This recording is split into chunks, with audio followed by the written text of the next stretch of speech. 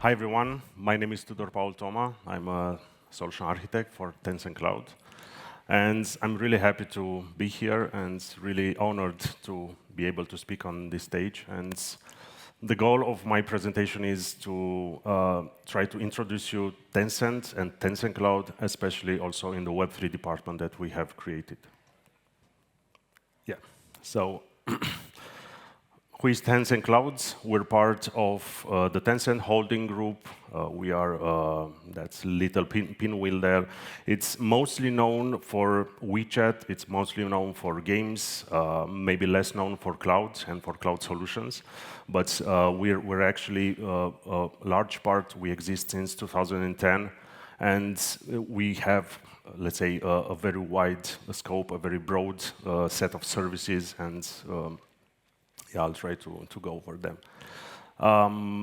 Yeah, this picture might come as a surprise. We have a lot of presence in most of the continents. We have a very wide set of services. We drive our own infrastructure, and we have over 70 availability zones worldwide. Of course, our DNA is mainly in Asia, so most of the availability zones are there. Yeah, but we also offer, for example, through partners, we offer a global CDN network where we can drive the content globally on every continent. So yeah, that sums up to very large numbers in terms of the content that we can deliver in terms of the bandwidth and the type of services. Yeah, this image might be scary. We have over 250 services ranging from infrastructure to software. We are here as a hyperscaler cloud provider, going from basic infrastructure services, manage the databases, containers, very large array of media services, for example, and also to a bit, let's say, more specialized in the platform services, large array of AI-based services.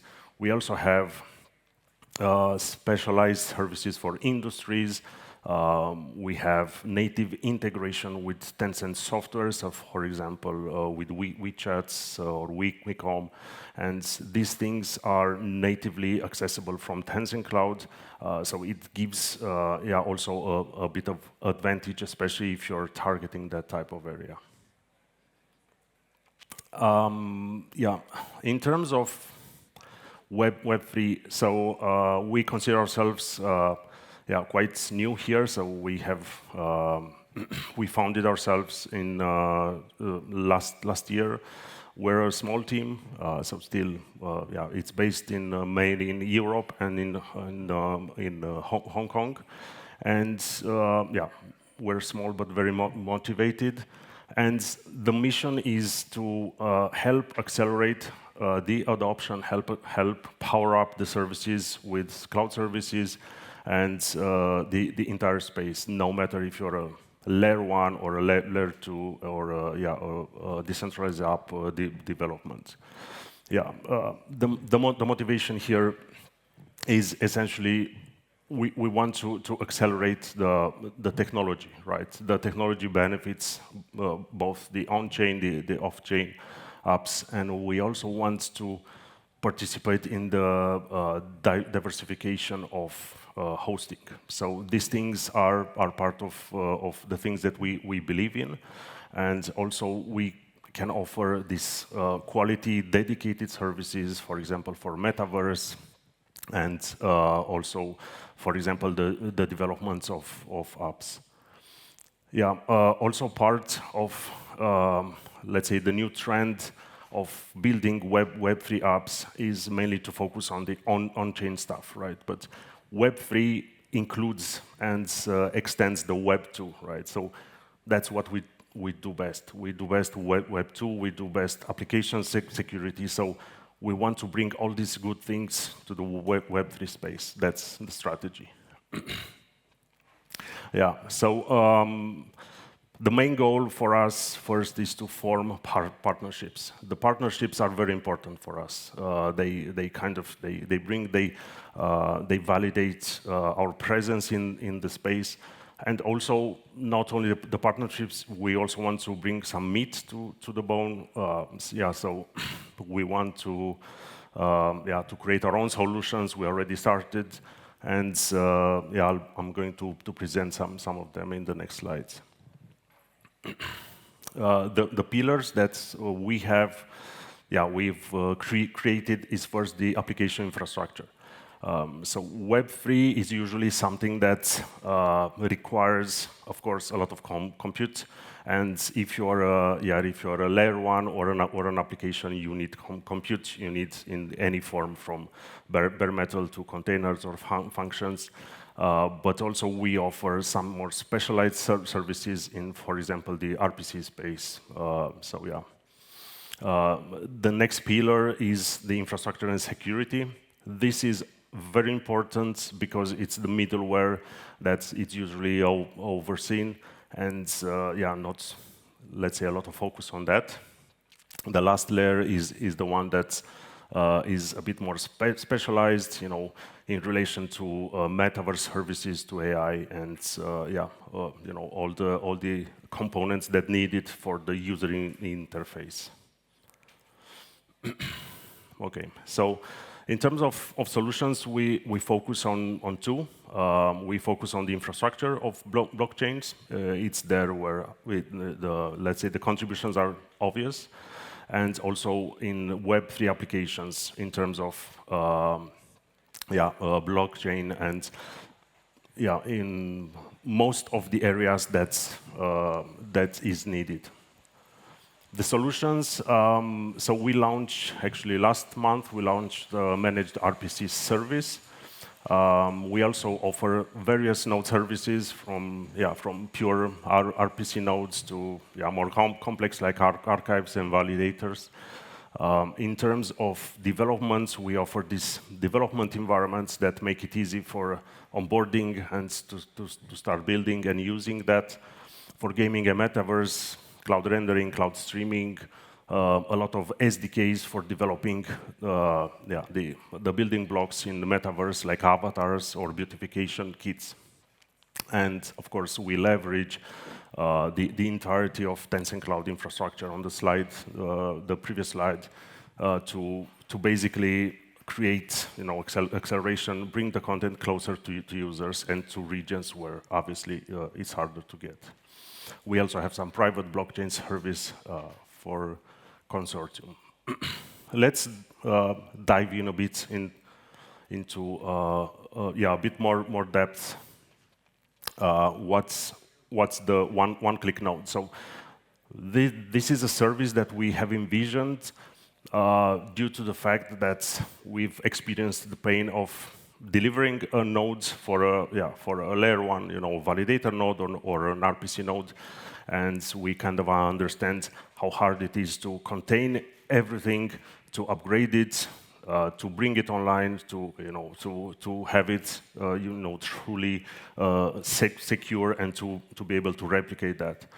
So we have bundled a couple of concepts into a Terraform module, and this Terraform module is essentially bringing all the best practices in cloud and in automation.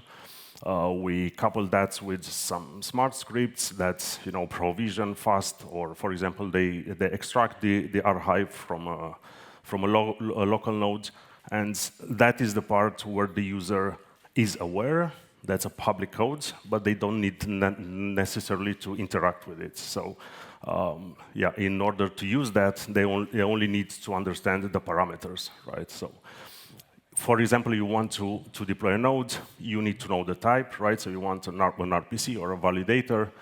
You need to know the specs. They usually are pre-compiled, so you don't need to think about it too much. You need to know like the disk, the region, and the purchase period. And these things are, let's say, the declaration of it takes a couple of minutes. So, and we have basically streamlined all the understanding of parameters and minimized it so that it makes sense. And as a result, this basically deploys an instance that is in a contained environment, has its own dashboard. and is in a Tencent Cloud account that allows the user to easily get in there and manage it without, for example, needing to I don't know, make sure that the node is running or is in sync with the network or has a connectivity. So we have dealt with all the issues and all the pains of deploying such a node.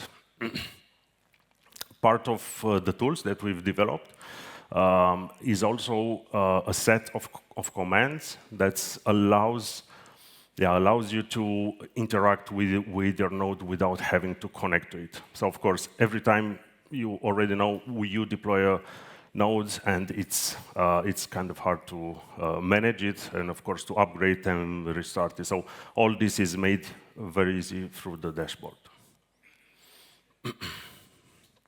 Next, we've launched an RPC service last month. This service is live and is now for free chains. So we are in collaboration with Anchor to deploy this service, and we have deployed for Ethereum, we have deployed for BSC, and for Polygon, and of course more to come. Some advantages are that it's really easy to use. So you really don't even need to know the nodes type or anything else. You just create your endpoint, you select your chain, you crank up the threshold to get to the number of queries that you need, and that's basically it. The billing is pay as you go, so you can be in control on how much you want to use that for. In terms of publishing and security, we have tried to identify some of the services that would make sense for Web3 application, especially if you're developing that from a cloud environment.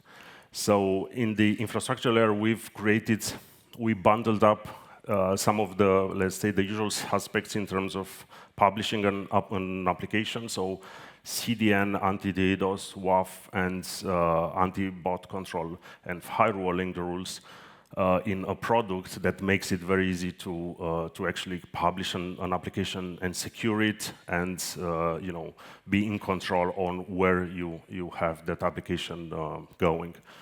Also, some dedicated, for example, like security for containers, or a dedicated cloud firewall instance. So things that usually for application is a security layer that is very important.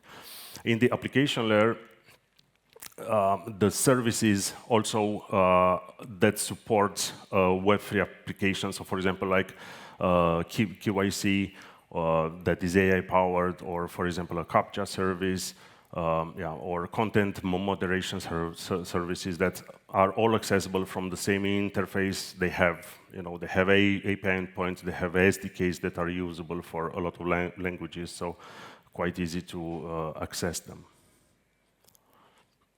In terms of the metaverse, we are particularly, let's say, keen and engaged into this, of course, also because China is creating the trends in terms of how the users work in the virtual spaces and how they interact and what's the need. So basically, we've learned from that market, and we've created, for example, some services that address this issue. So, for example, cloud rendering, or some digital twins for the virtual scene. So basically, you can create your own world with these tools.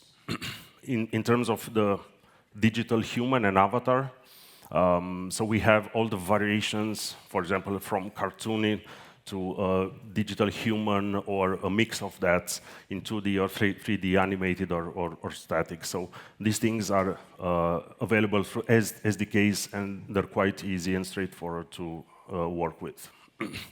Also, we're very, let's say, very advanced in the media and communication. So in Tencent Cloud, that's actually part of our DNA to integrate all the media services and to make them available as much as possible and as easy as possible. So, for example, a multimedia engine that is integratable with games directly, or TRTC or streaming services. So these are let's say, kits that could be used all together. They share the same, let's say, API and SDK base, so it's quite easy to build on that.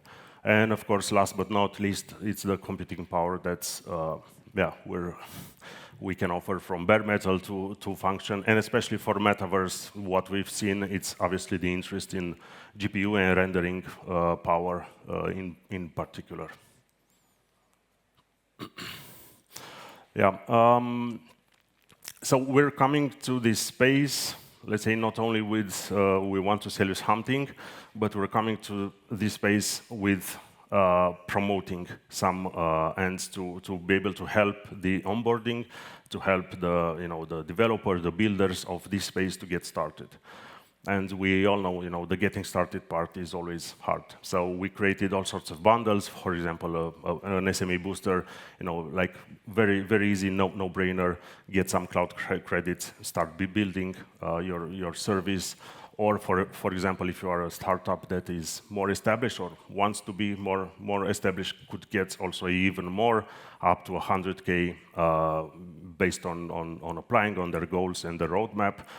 But also we do have some services that we subsidized in order to be appealing for Web3 developers. So, for example, some services that offer like up to 60% off in order to boost that. And we also have a promotion for customers which are onboarded in 2023. We will take 20% off the consumption for the next year. So that's actually a quite cool promotion.